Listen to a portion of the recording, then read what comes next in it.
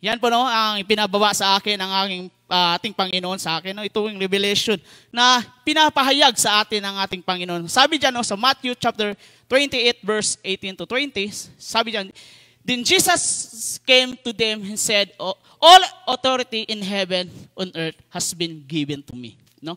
Therefore, go and make disciples of all nations, baptizing them in the name of the Father and the Son and the Holy Spirit, and teaching them to obey everything I have commanded you.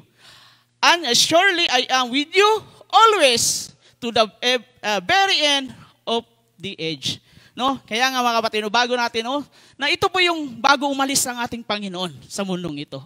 Ito po yung tagubilin ng ating Panginoon sa atin. No? Kaya mga kapatid, no, kung babalikan natin yan nung sa 16, no, din 17, no, sabi dito, nang nakita nila si Jesus, sumamba sila sa Kanya, kahit na ang ilan ay may pagdududa. Ganon ba tayo mga kapatid, no? Minsan, no, pag sinasabihan tayo, ikaw yung pag-assign today. Ikaw yung MC. Yan. Amen. Hallelujah. Kaya nga, wag mong kasi si Lord ang gumagabay sa iyo eh. Amen. Pag ikaw na tinatawag ng ating Panginoon, pumunta ka doon sa bansang ito at mag-preach ka. Hindi. Middle East yan eh. Nakakatakot yan. Amen. Bakit tayo matakot? Sabi ng Panginoon, sabi dyan, I am with you always. Amen. Kaya mga kapatid, tandaan natin na dapat pag tayo ay humayo at tayo ay mag-spread ng salita ng Panginoon, lagi natin kasama ang ating Panginoong Diyos sa buhay natin. Kaya nga, yung disipulungan niya, nagdududa pa. No? Nagtataka pa. Ikaw ba talaga yan, Lord? Sabi nga yung isang disciple, gusto pa niyang mahawakan yung kamay. Kung totoo pa talaga yung Panginoong buhay. Nabuhay ba? Di ba? Meron tayong pagdududa. Meron tayong natatakot tayo minsan. No? Pero, ang sabi ng Panginoon sa atin, kasama mo ako sa mga lakad mo. Amen? Kaya nga, this context, ang babasahin natin ay aakyat na ang Panginoong Jesus sa langit. Kaya ibinigay niya na yung tagubilin niya sa mga alagad at tagubilin na hanggang sa panahon natin ngayon. Ito po din yung kalooban ng Diyos na gawin natin bilang kanyang mga alagad. Ay accept ba natin yung tagubilin na ibinigay sa atin ng Panginoon? Amen? Kaya mga kapatid, dapat natin tanggapin kung ano yung ibinili niya sa atin para yung iba makarinig ng salita ng Panginoon.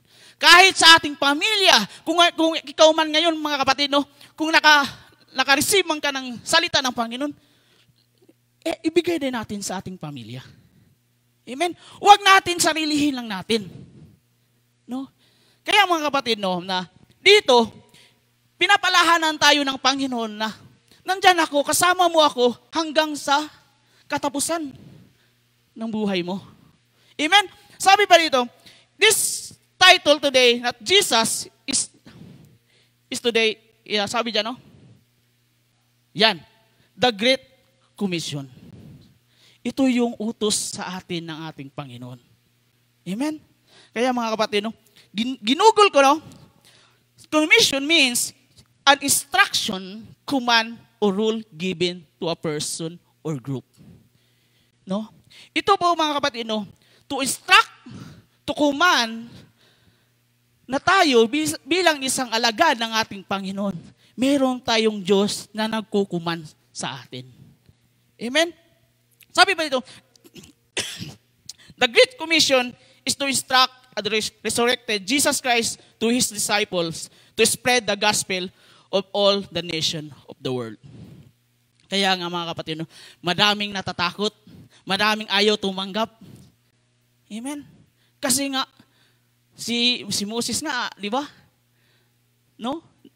Sabi ng Panginoon, pumunta ka sa Egypt. No? Iligtas mo yung mga Israelites. Natatakot siya. Kasi utal-utal ako eh. Sabi ng Moses, ba't ako utal-utal ako? Hindi, di ba? Natatakot ako.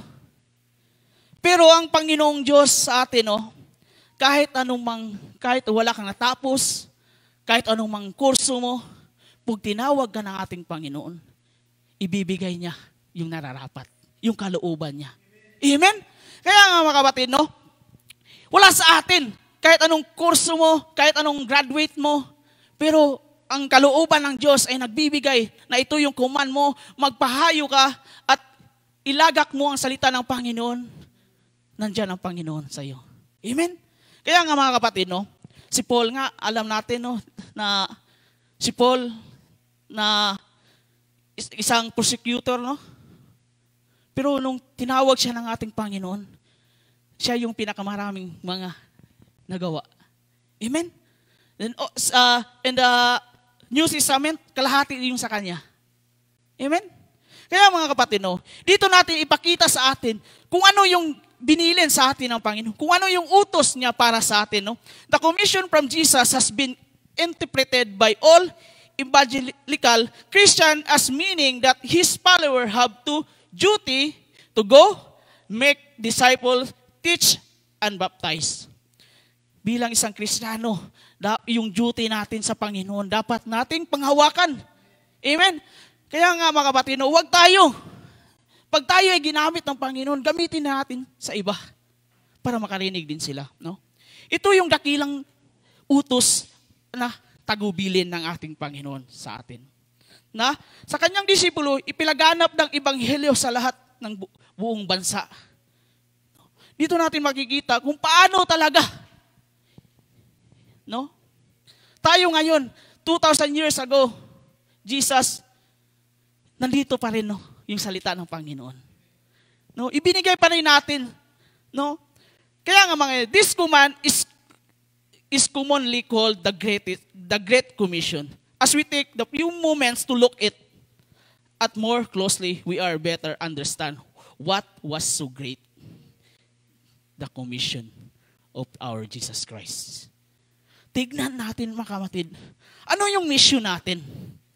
Kaya nga, pag sumunod daw tayo sa ating Panginoon, take up your cross, deny yourself, and follow Him. Pag tayo bilang isang Kristiyano ay tumanggap na sa ating Panginoon, iwanan mo na dalhin mo na yung ikaw. Dalhin mo ako, nakasama ka at sumunod ka sa akin. I-deny mo yung sarili mo. Amen. Our mission, what Jesus we are called to do sa atin. Kung ano ba ang Panginoon para sa atin. Number 1, Jesus, our commander. Amen.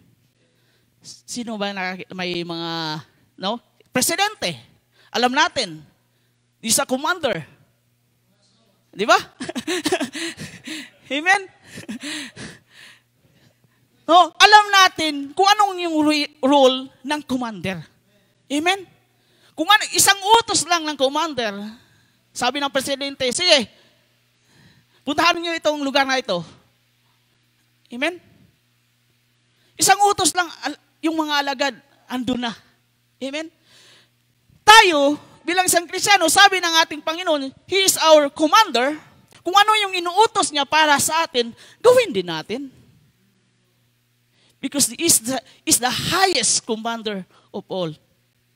Amen? Kaya mga kapatid, sabi dito, sa Matthew chapter 28, verse 18, Then Jesus came to them and said, All authority in heaven and on earth has given to me. Amen? Sabi, lumapit sa kanila si Jesus at sinabi, ibinigay na sa akin ang lahat ng kapangyarihan sa langit at sa lupa. Amen? Di ba tayo, yung commander natin, si Jesus, ibinigay niya lahat para sa Kanya? Amen? Kaya nga, mga kapatid, sa Greek word, daw, ang ibig sabihin niyan ay exousia.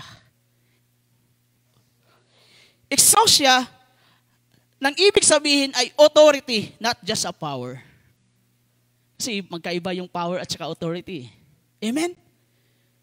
Ang ibig sabihin po niyan ay may karapatan ang Panginoon, Jesus, na mag-utos, magpatupad sa langit at sa lupa. He is our commanding officer sa atin. Example, the authority of the president. Amen? Kasi kaya mga kapatid, mayroong DILG chief, di ba? May defense chief, di ba? Mayroong commander. Pero Jesus is command to us, mga kapatid. We are Christian the moment we accept Jesus Christ as our Lord and Savior, we accept His authority. Kung tayo ay bilang isang Kristiyano, tayo ay tinanggap na natin ang Panginoong tagapagligtas at Panginoon, dapat tanggapin din natin yung authority ng ating Panginoon sa ating buhay. Amen? Dapat tanggapin natin. So ano-ano ba yung mga authority na yan na meron ang Panginoong Hesus sa atin? Ano ba yung nakikita natin? Yung authority ng ating Panginoon. Number 1, authority para magpatawad ng ating mga kasalanan. Amen. Siya yung may hawak ng ating buhay. Kung ano yung ginawa mong kasalanan, meron siyang authority na papatawarin ka. Amen. Kahit gaano man yung kasalanan na nandyan sa buhay mo, pero alam ng Diyos na gusto niya, ikaw ay manumbalik sa Kanya. Amen. Makikita natin yan sa Luke chapter 5 verse 20. Hindi ko na lang silari para hindi mahaba yung ating points, no? May kapangyarihan ang Panginoong Hesus para patawarin ang ating mga kasalanan. Amen. Yan po ay isa sa mga authority ng ating Panginoon. And number 2, authority para mamagitan sa atin at ang Diyos Ama. Amen? Siya yung mediator natin. Amen? Siya yung namamagitan para sa atin, patungo sa ating Diyos Ama. Amen? Makikita natin yan sa 1 Timothy chapter 2 verse 5, no? Ang Panginoong Hesus ang tagapamagitan sa Diyos at sa tao. Siya din ang ating tulay sa Diyos. Amen?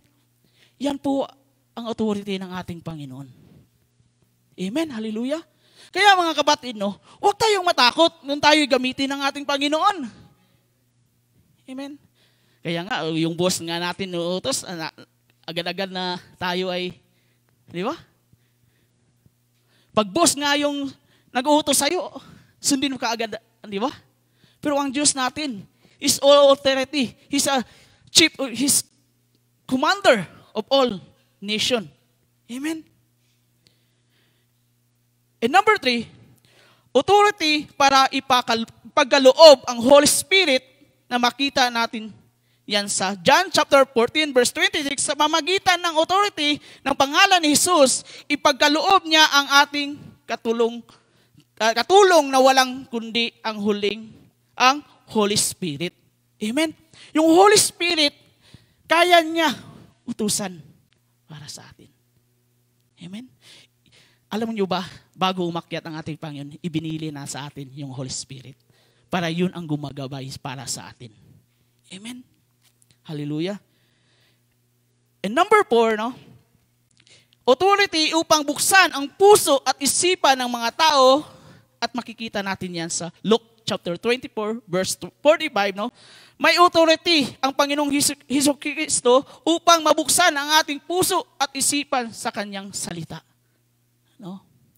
Kaya nga kapatid, no, minsan, no, yung nagbabasa tayo ng Bible, hindi natin maintindihan. No? Hindi natin maintindihan kung ano ba yung ipinapahiwatig ng Panginoon para sa akin. Kasi nga minsan nagbabasa lang tayo sa mga blessing lang.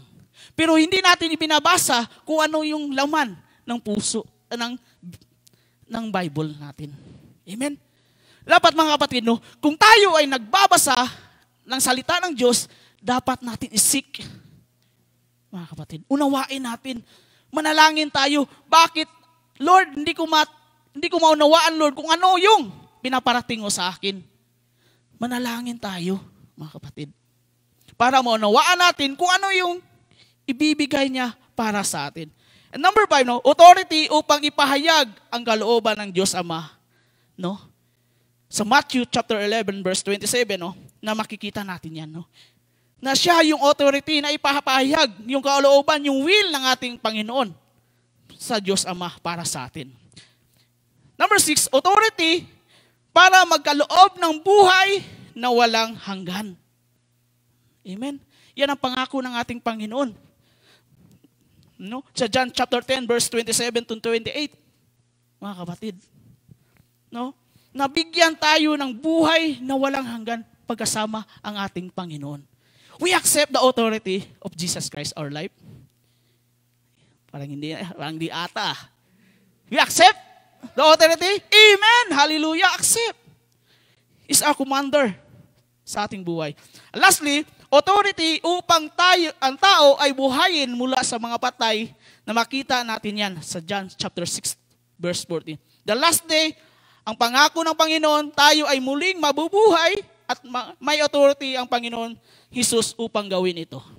Ano ba yung authority? Kasi nga, patay tayo sa kasalanan dati. Amen? Merong ang Diyos authority na buhayin tayo muli para makita natin kung ano gagawin niya para sa atin. Kaya mga kapatid, ngayon, tanggapin natin yung authority ng ating Panginoon. No? He is our commander. Wala nang iba. Amen?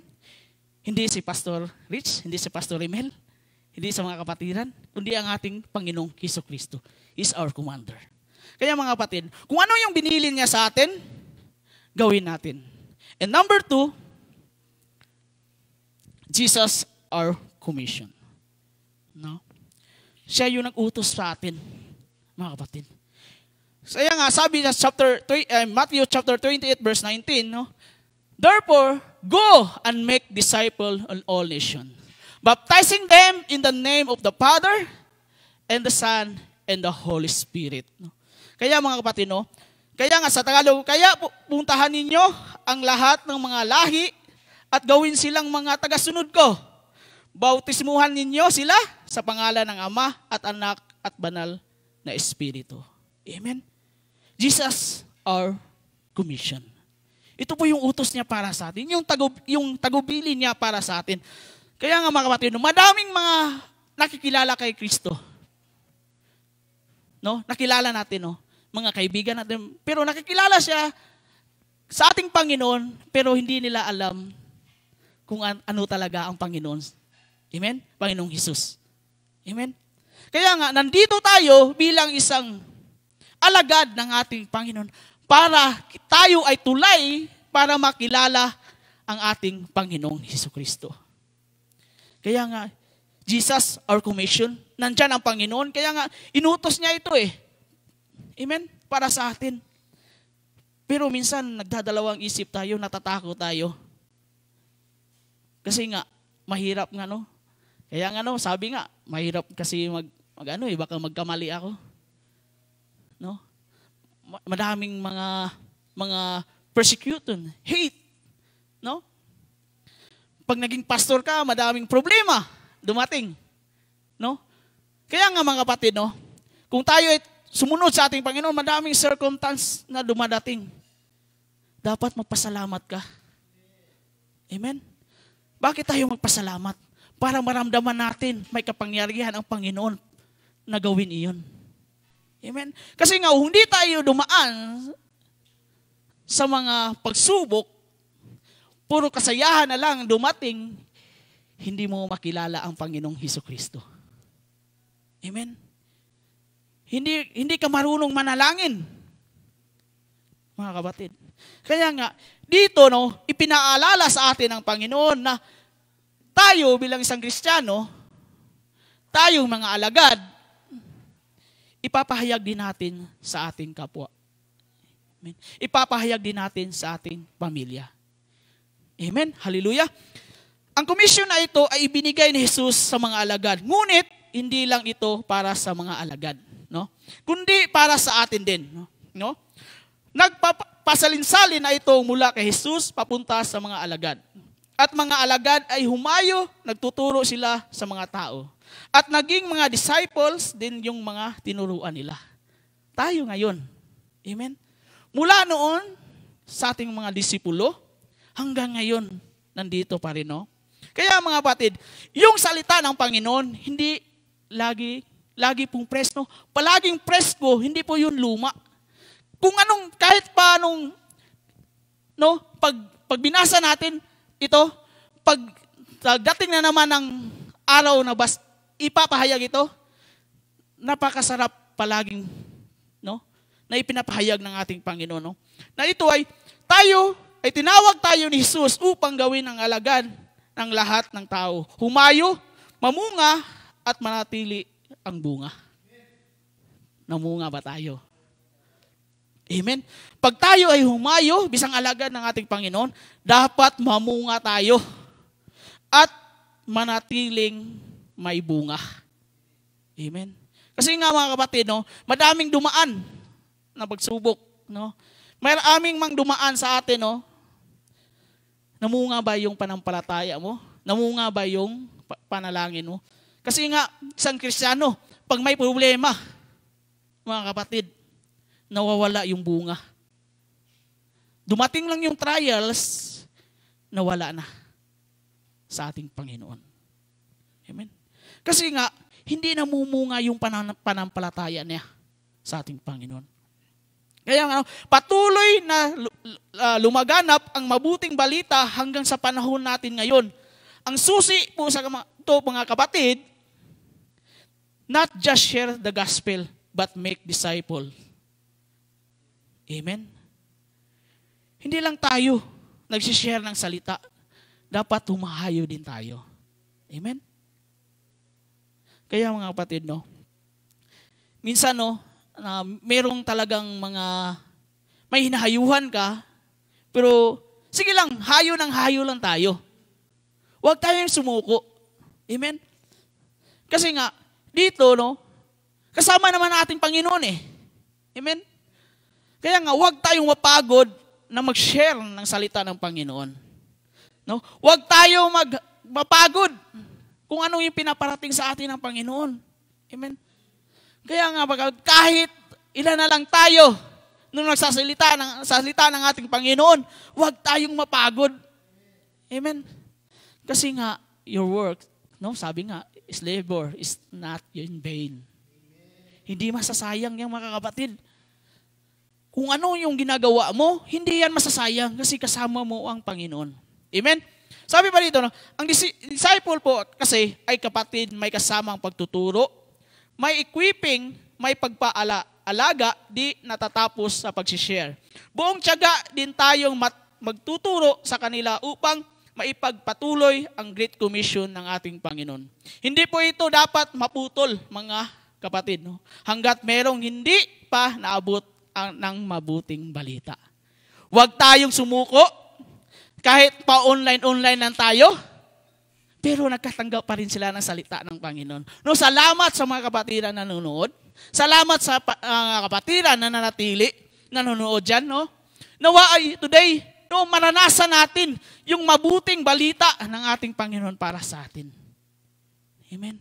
Kaya mga kapatid, no, ipinapahayag sa atin ng Panginoon na yung pagtuturo niya sa atin, dapat natin ilagay sa puso natin. Amen? Huwag natin sayangin kung ano yung inutos ng ating Panginoon para sa atin. At sa pamagitan ng baptism, it represent na patay na tayo sa kasalanan. At lahat ng sumampalataya kay Jesus ay bago ng nilalang. Muli tayong ipinanganak. Born again, mga kapatid. No? Tayo bilang isang born again Christian, huwag tayong matakot. Kung tanungin tayo ng mga foreigner dito, ano bang reliyon mo? Sabihin mo, I'm a born again Christian. Huwag tayong matakot. Amen. Yung pulis nga nagtanong sa akin eh. Di ba? Huwag tayong matakot. Kasi nga, yun ang totoo. Huwag mo itago yung panampalataya mo sa Panginoon. Amen. Kasi nga mga kapatid, kung itago mo yung Panginoon, wala kang tiwala sa Panginoon. Amen. Dapat pagtanungin tayo, I'm a born again Christian. Amen. Tinanggap mo ating Panginoon. Kaya nga, first to follow, no, of Jesus. Number one, no, first to follow Jesus. And second is to wait the Holy Spirit and power. Kung tayo ay mga disipulo, dapat sumunod tayo sa ating Panginoon. And second, hintayin natin yung Holy Spirit na siya yung magbibigay sa atin yung kapangyarihan. Amen? And lastly, 3 is to go and tell others. Amen? Kung tayo binigyan ng kapangyarihan ng ating Holy Spirit na kasama ang ating Panginoon, huwag natin sarilihin ang salita ng Panginoon. Ihahayag natin sa iba. Amen? Kaya nga mga kapatid, dapat natin gawin ito para sa atin. Hindi lang sa ating panampalataya. Dapat mamunga din tayo para sa iba. Amen? Kaya nga mga kapatid, pag mayroong church mapagmahal sa atin, na lumalago tayo, kahit konti-konti, pero lumalago pa rin. Amen? Kahit nga yung church natin ay konti lang, pero nakikita kong lumalago. No? Kaya nga, huwag natin isipin na konti lang naman nag-a-attend doon. Hindi masaya. Amen? Huwag mong tingnan, kahit konti o malaki, tingnan mo ang Panginoon. Tingnan mo yung pag-ibig ng Panginoon para sa iyo. Tingnan mo ang salita ng Diyos. Amen? Kaya nga, bilang isang church, hindi ito paramihan eh. Paramihan to ng panampalataya sa Panginoon. Kung totoo ba ka talagang naniniwala at namanampalataya sa Panginoon.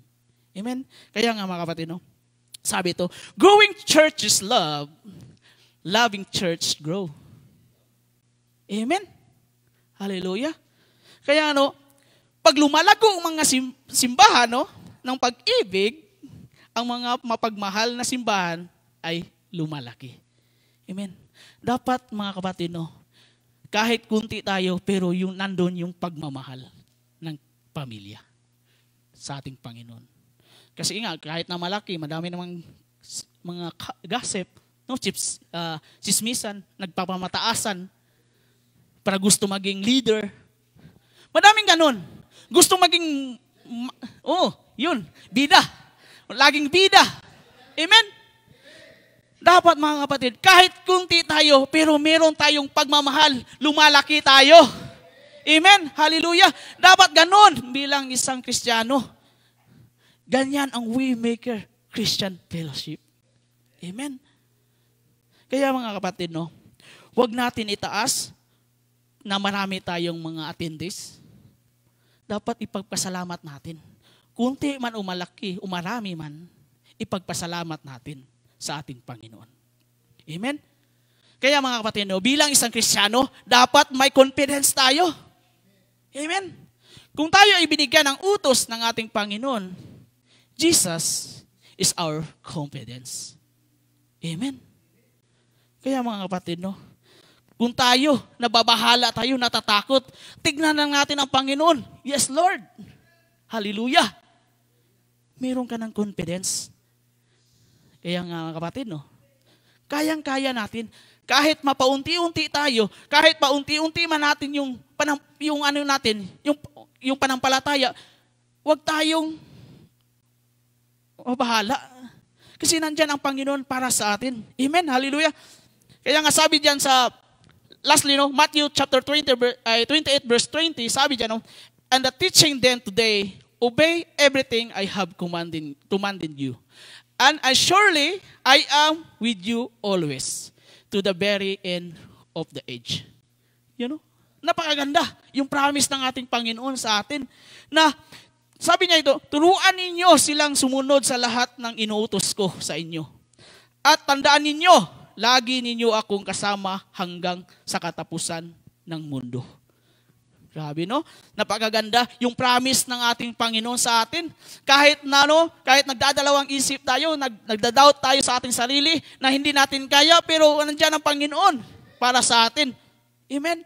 Kaya mga kapatid, tuloy-tuloy lang, huwag sumuko. Pag sumuko nga, sabi nga di ba? Huwag tayong sumuko, pahinga lang muna.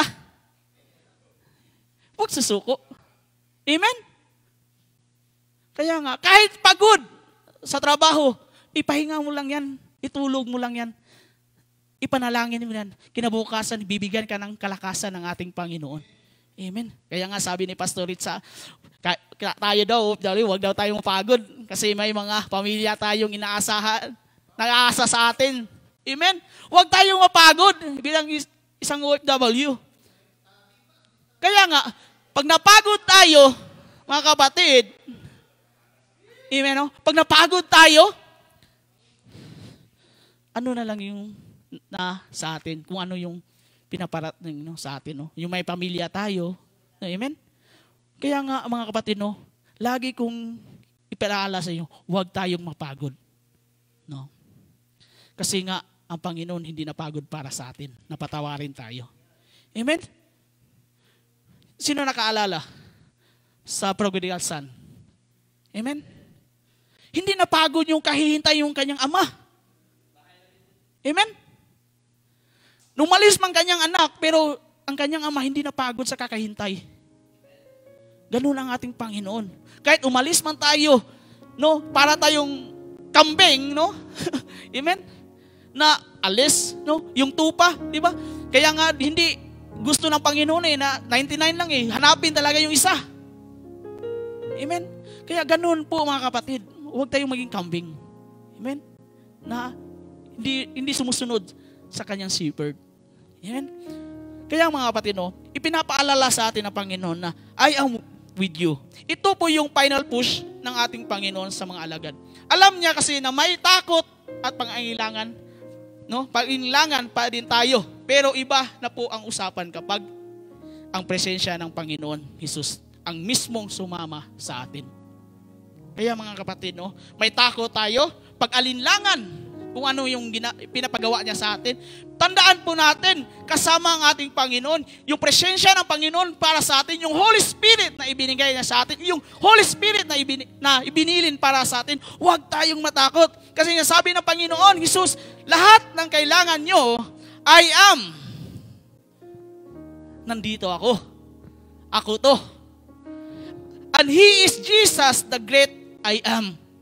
Mga kapatid. Kaya nga, no, kailangan po natin ang ating Panginoon sa lahat ng lakad natin. Kung mayroon man tayong pagsubok, mayroon man tayong dinaanan sa buhay, kailangan ng ating Panginoon. Jesus is the great I am. Siya yung dakila sa lahat. Amen? Kaya ibahagi natin ang mabuting balita sa ating mga kilala. Kung mayroon man tayong pamilya, katrabaho, at sa ating pamilya na kaibigan, maging patutuo natin sa kanila ang buhay natin na bago nang simulang tanggapin natin siya bilang Diyos at tagapagligtas. Dapat din mga kapatid, bago tayo humayo, makita mo muna yung Kristo sa buhay mo. Amen? Paano ka susundin kung yung buhay mo hindi nakikita? Amen? Dapat mga kapatid, no, nakikita din yung Christ-likeness sa buhay mo. Lumerema. Kaya nga mga kapatid, no. Kaya nga dito, no, natandaan natin, tayo ay binigyan ng tagubilin, utos ng Panginoon, dapat meron tayong confidence. Dapat hindi mawala yun. Kasi nga si Jesus, yung ating sandigan sa lahat ng ating ginagawa. No, mga kapatid, no? Tayo tumayo, no? Basahin natin sa conclusion. Sabi diyan sa Mark chapter 16 verse 15 to 16, no? Sabi diyan, He said to them, go into the all world and preach the gospel to all creation. Whoever believes and baptized will be saved. But whoever does not believe will not be condemned. No? Ngunit yung sumampalataya ay hindi yung sumampalataya ay paparusahan, mga kapatid, no? Kaya mga kapatid, no, kung tayo ay tinawag ng ating Panginoon, habang tayo ay humahayo sa buong mundo, ipangaral ninyo sa lahat ng tao ang magandang balita. No? Ang sino mang sumampalataya at mabautismuhan ay maliligtas. Ngunit ang ayaw ng sumampalataya ay paparusahan. No? Kaya nakikita natin kung paano yung buhay, kung ano yung gagawin para sa atin ng ating Panginoon. Kaya today, we accept the Great Commission, our Lord Jesus Christ. Kaya huwag tayong matakot kung ano man yung piniprosecute man tayo, in-hate man tayo, tuloy-tuloy lang tayo. Amen? Kaya nga mga kapatid, no, lagi nating tandaan, Jesus is with you. Jesus with us. together. Kahit mano, sabi nga ng Panginoon, sasama siya hanggang sa katapusan ng ating buhay. Amen. Hallelujah. Yes, Lord God, we thank you. We glorify your name, Panginoon o God. Salamat sa iyong salita, Panginoon o God. Salamat sa great commission mo, ibinigay mo sa amin, Panginoon o God. Lord, salamat, Panginoon. We accept, Panginoon, kung anong man yung ipinaparating mo sa amin, Lord God. Thank you, Lord God, sa privilege, Panginoon o God. Thank you, Lord God, sa mga revelation mo, Lord God. Thank you, Holy Spirit, to cover us, Panginoon. Salamat, Panginoon, dahil ikaw ang Diyos na mabuti, mapagmahal, dakila sa lahat, Panginoon o God. Ibinigay mo sa amin ang lahat ng aming pangangailangan, Panginoon o God, na hindi man namin natanggap, Panginoon. Thank you, Lord! But still, Panginoon, na nandyan ka para sa amin. Lord, salamat, Panginoon. Nawa, Lord God, itong mensahe na ito, Panginoon God, hindi lang ito para sa amin, kundi ma-share namin, Lord, sa lahat ng gustong makarinig, Panginoon, ng iyong salita. Lord God, gamitin mo kami, Panginoon, O God, na aming pamilya, aming kaibigan, Panginoon. Nawa, Lord God, aming neighbors, Lord God, na ma-share namin, Panginoon, kung ano yung mabuting balita na ibinigay mo today, Panginoon o God. Lord, nawa, Panginoon, salamat, Panginoon, sa aming kapatiran, online at on-site, Lord God, today, na kahit pagod, Panginoon o God, na nandito, Panginoon, kahit malayo man sila, Lord, but alam mo, Lord, na ikaw lang, Panginoon, ang hinahawakan nila, Panginoon o God. Lord, we thank you. We glorify your name, Panginoon. Lord, ibinabalik lang namin ang pinakmata sa papuri, parangal, pagsasalamat sa matamis na pangalan ni Jesus. Amen. Amen. Thank you.